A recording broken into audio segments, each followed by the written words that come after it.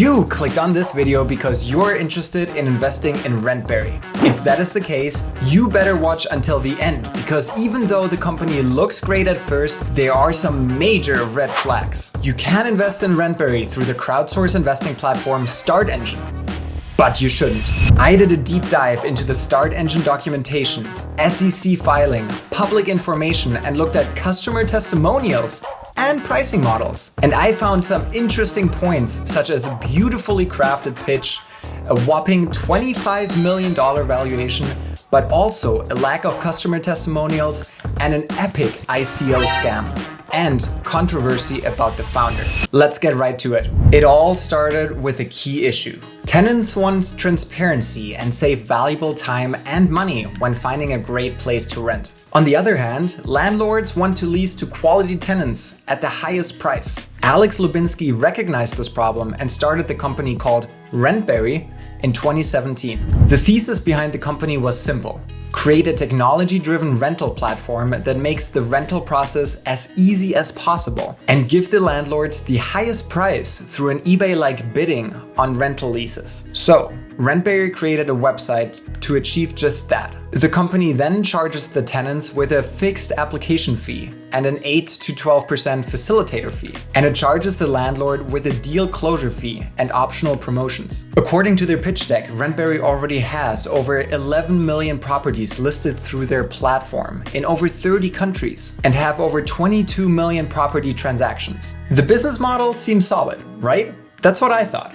Until I discovered this. Even though the company started in 2017, the company to date only has $100,000 in revenues. How can a company have over 22 million transactions and only have $100,000 in revenue? Beyond that, the company is spending around $5 million in yearly expenses, burning through their cash faster than Usain Bolt. The company only has $2.8 million in current assets. This gives them a cash runway of around 7 months. So unless they keep raising more capital or increase their revenues, this company is not going to be around for too long. So this made me curious, and I dug deeper. A few online searches later, I found that this wasn't the founder's first startup. Supposedly, Alex had previously raised money for MedHealth Nano Diagnostics in 2011, City Hour in 2013, Rentberry in 2015, and Florly in 2018. Having a founder with multiple startups under his belt is usually a good thing, but not in this case. All of his previous startups did not go so well. You might recognize that Rentberry was on the list for companies he founded in 2015, but I told you that he founded the company in 2017. So what is up with that?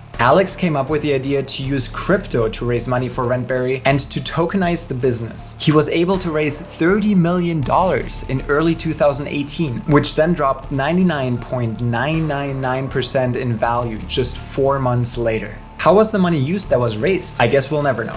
But it sure wasn't used for Rentberry, as they reincorporated and raised more money through venture capital. And don't even mention the ICO in the pitch deck. There's even a video on YouTube where Alex talks about how he scammed people with the ICO, but it's in Ukrainian, and my Ukrainian isn't good enough to confirm that. Beyond that, I was trying to find customer testimonials. However, I couldn't find any. With 11 million units listed, you would think that there's 1 or 2 that would talk about their experience, right? I also noticed that their Reddit page is very outdated. The last post was 4 years ago. This is something that is unusual for a company that supposedly has over 1 million active monthly users. Their pitch deck or SEC filing don't show any clear path to revenue. And even the auditor used for the SEC filing said that there's substantial risk for this company. So what does all of this mean? In my opinion, the company has too many red flags for me to invest in them. After noticing the things mentioned earlier, I stopped my due diligence and decided not to invest. However, if I missed anything or misstated something, please let me know in the comments. I like the idea and business plan, so if any founder out there are trying to do something similar, please contact me. For you as investor, feel free to invest. But in my opinion, this is not a company for me, and it's too risky. And I don't like to invest in founders with a shady past. If you like this type of content, subscribe, and I will see you in the next video. Peace out.